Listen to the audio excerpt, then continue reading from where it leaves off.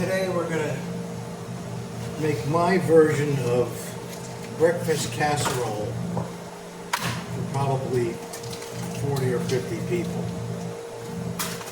First thing I'm gonna do is crack 60 eggs.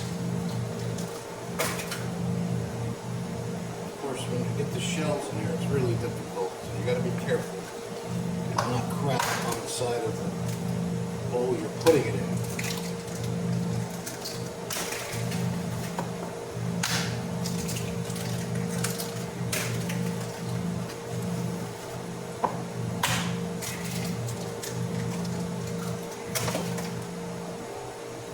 Even with that, you get a shell.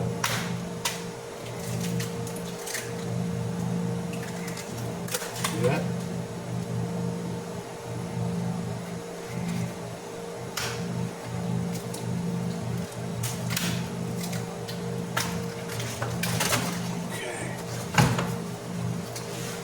Going to make about 40 or 50 people.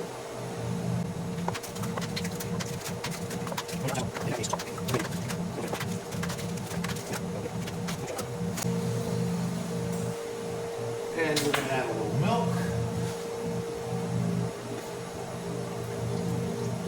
I don't know how much. That much.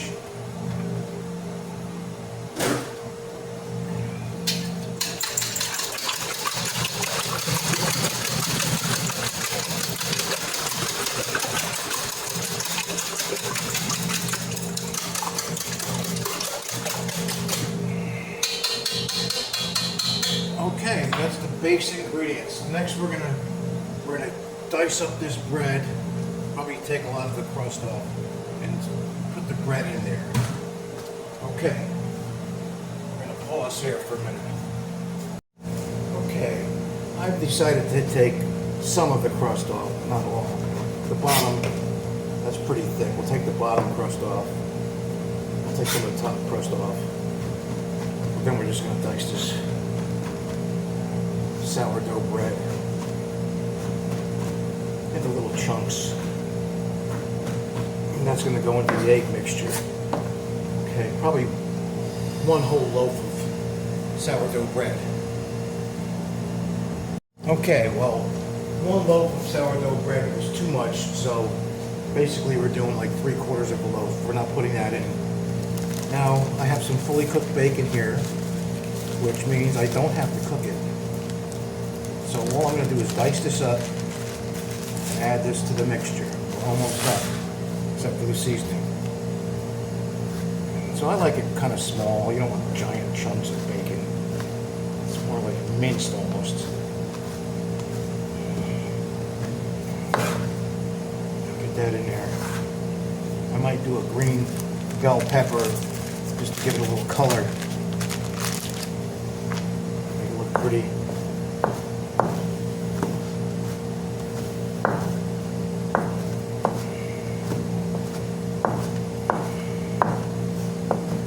A lot of times you use sausage or both. Now, you can't have too much bacon. A little bit more bacon in here. Hopefully I'm going to get 2 full-sized hotel pans of casserole. And each one will probably accommodate, feed 24 people. Okay, there's the bacon. Now,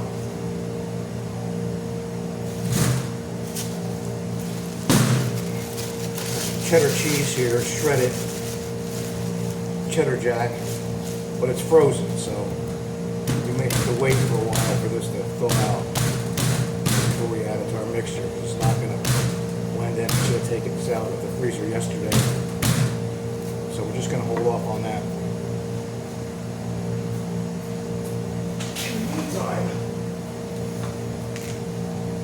I could add some diced potatoes.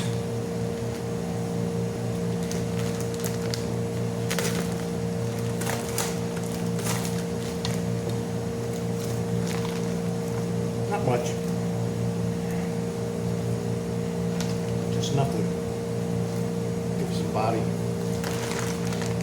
while we're waiting for the cheese to thaw out.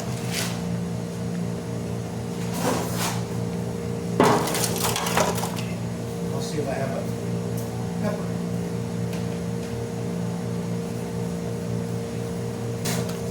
So we found ourselves a nice 1 green bell pepper. We're going to dice that up. That's just all it is for a little color. The finished product.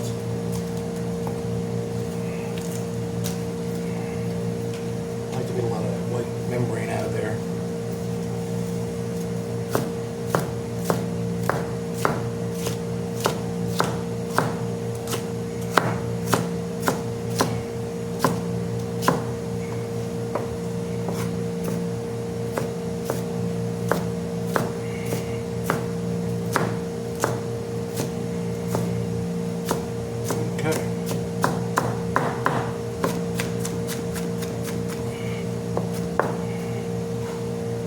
There.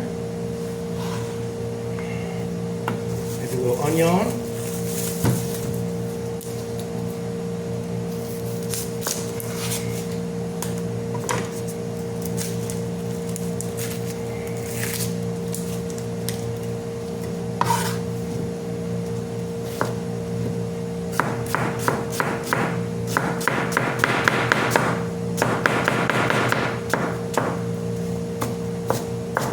Also, small pieces are better than big pieces.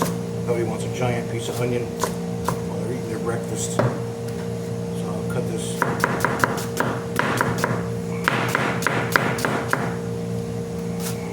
Rough chop, as they say.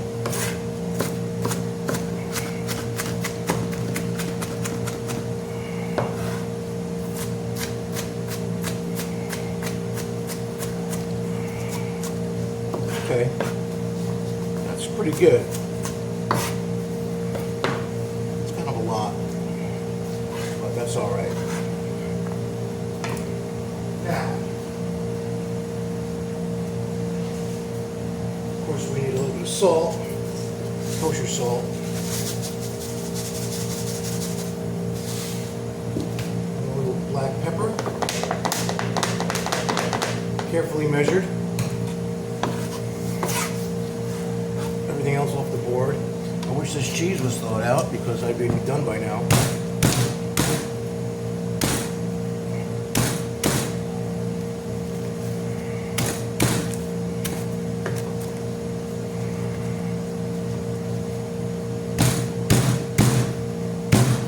Should have taken this cheese out yesterday. We're getting there. We're getting there.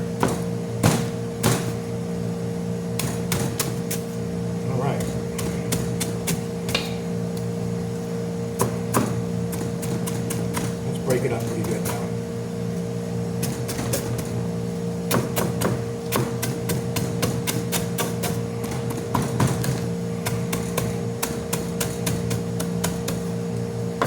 Good.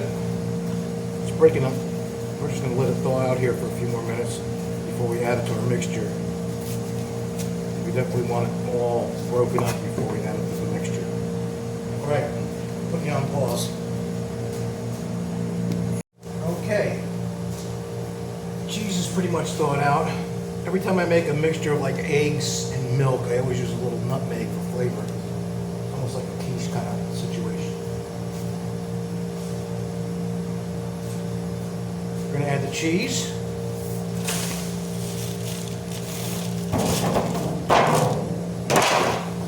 And there you have it. I don't know if you can see it. Let me see the camera. Get behind here. Yep, there you have it. Now,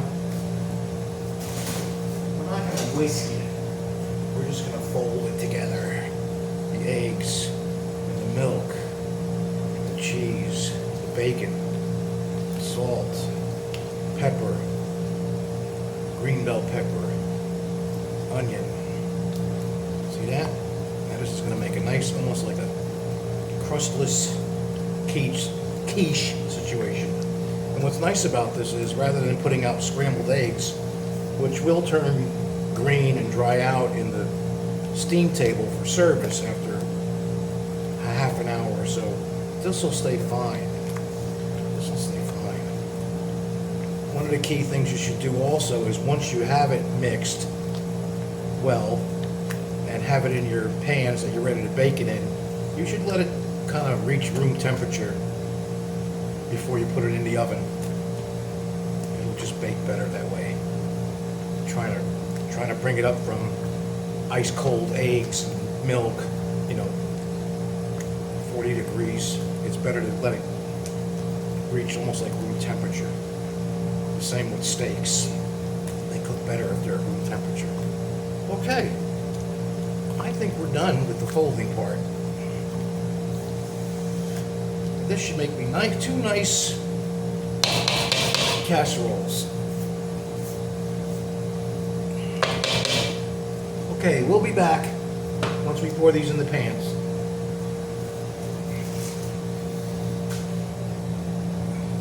Alrighty, so I sprayed a couple of full-size, what they call hotel pans, disposable, with food release, or in household parlance it's called pan.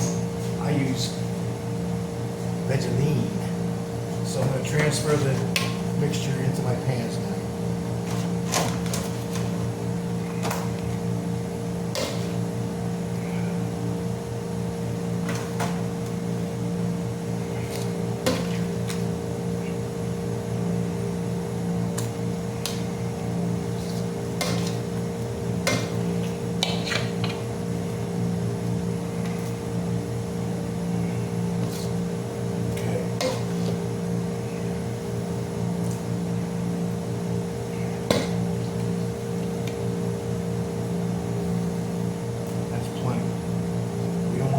Thick, because that takes forever to cook.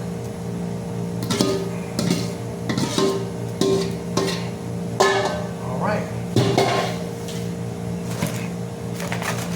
Ready for the oven. If I want to make it fancy, we could try to put a little strips of bacon on top that will bake. If this is a fail, then we'll take the bacon off. Try it like this. Try it like this. This way the customer knows there's bacon in here before they serve themselves.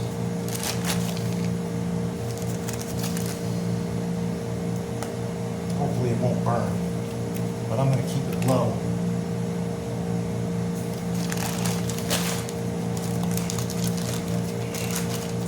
I'm going to put it in the low oven like 325.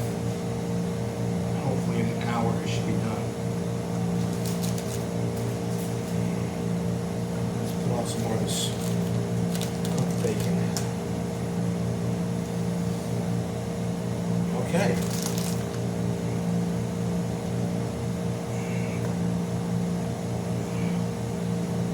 All right, there you go. We'll see how it turns out. We'll be back after about an hour. Okay, so the next thing I'm going to make is I buy these refrigerated cooked diced potatoes. I got a little regular cooking oil on top of them, a little salt, a little pepper, and I'm going to dice up half a large onion.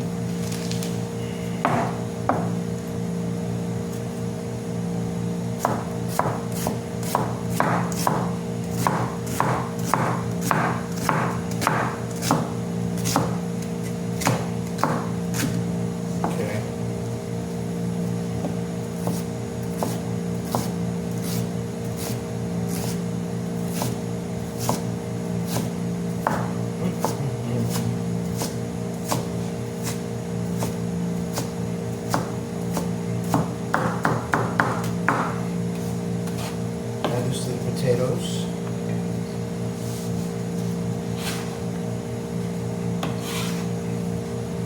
A little mixy mix. Get the oil on everything, salt, pepper, the onions. It's just going to be, home fried potatoes.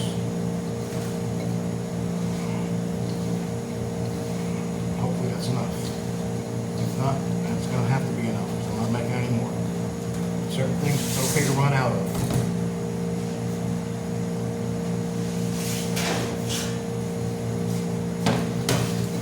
I've got my almost empty can of Vaseline. Even though there's parchment paper on here, I'm going to put a little food release. Because once these potatoes cook on the aluminum sheet tray, it's a bear to get off. It's a bear to wash. I'd rather deal with the paper. Okay.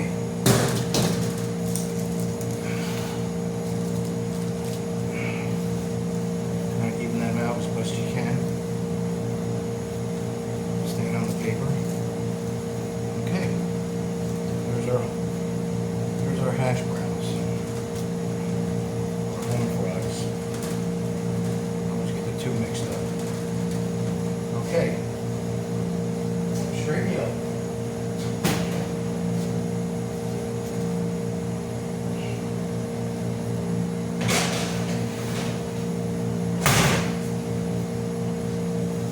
Okay, so what's left to do is dice up some homemade fruit salad, make a bunch of pancakes, and cook off some bacon, and I think we're golden. There's the homemade fruit salad I just finished making. Now it's time to clean up a little bit and start setting the line up. The egg casserole needs another half an hour. The potatoes are done. I need to cook off some bacon and start making the pancakes. Okay, well here's the finished product.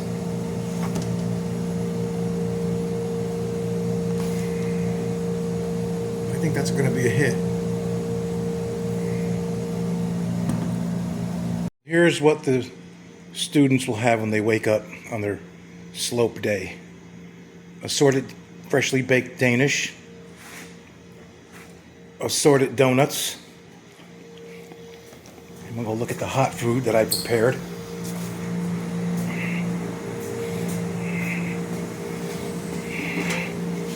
We have the breakfast egg bake. We have some sliced assorted bagels with cream cheese. We have some bacon, because you have to have bacon. We have some hash brown potatoes, or home fries. Please tell me which it is. The homemade fruit salad I cut up.